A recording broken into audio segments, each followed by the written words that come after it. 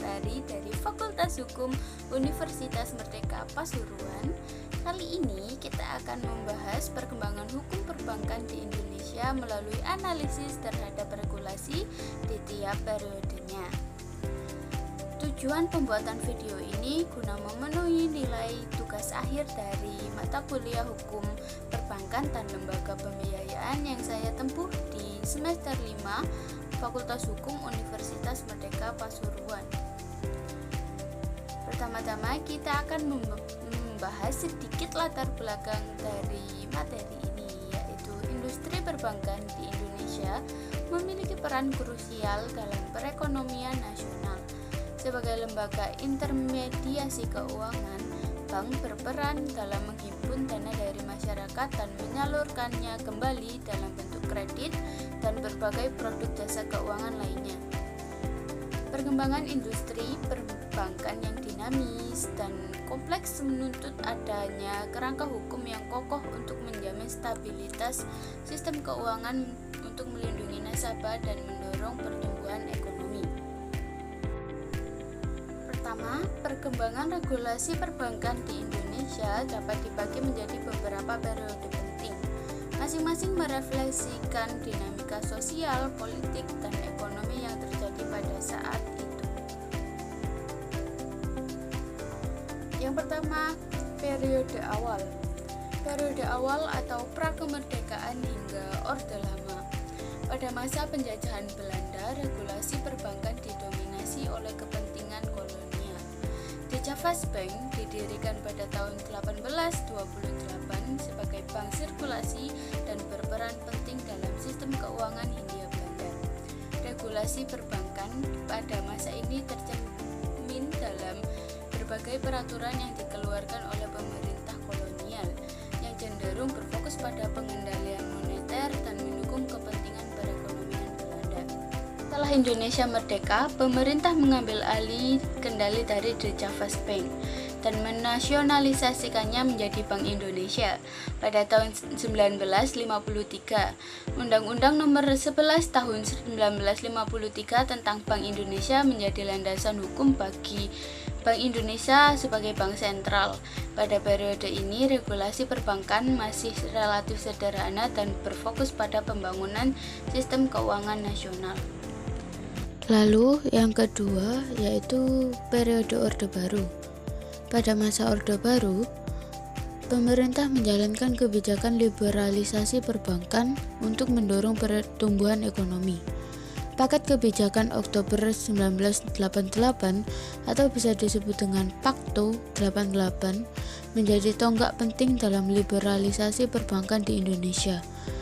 Pakto 88 melonggarkan persyaratan pendirian bank, membebaskan suku bunga, dan memberikan kemudahan bagi masuknya investasi asing di sektor perbankan.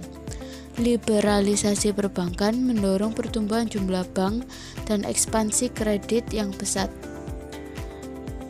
Namun liberalisasi juga meningkatkan persaingan antar bank dan menimbulkan resiko sistemik pada sistem keuangan. Regulasi perbankan pada periode ini tercermin pada UU Nomor 7 Tahun 1992 tentang perbankan. Lalu yang ketiga, periode reformasi. Krisis moneter tahun 1998 menghantam sektor perbankan di Indonesia. Banyak bank yang mengalami kesulitan likuiditas dan bahkan bangkrut. Pemerintah melakukan restrukturisasi perbankan secara besar-besaran, termasuk melalui program rekapitulasi dan merger bank. UU Nomor 10 Tahun 1998 tentang perbankan menggantikan UU Nomor 7 Tahun 1992. UU Nomor 10 Tahun 1998 memperkuat peran Bank Indonesia sebagai regulator dan pengawas perbankan. Regulasi perbankan pada periode ini berfokus pada pemulihan sistem keuangan, penguatan perbankan, dan perlindungan nasabah. Dan yang terakhir yaitu periode atau masa perkembangan terkini. Dalam menghadapi tantangan globalisasi dan perkembangan teknologi, regulasi perbankan di Indonesia terus mengalami perkembangan. Beberapa perkembangan terkini antara lain adanya perbankan syariah yang diatur pada Undang-Undang Nomor 21 Tahun 2008 tentang perbankan syariah, mengatur kegiatan perbankan berdasarkan prinsip syariah. Lalu adanya teknologi finansial atau fintech. Bank Indonesia dan Otoritas Jasa Keuangan atau OJK aktif menerbitkan peraturan yang mengatur berbagai jenis fintech seperti peer-to-peer lending, payment gateway, dan e-money.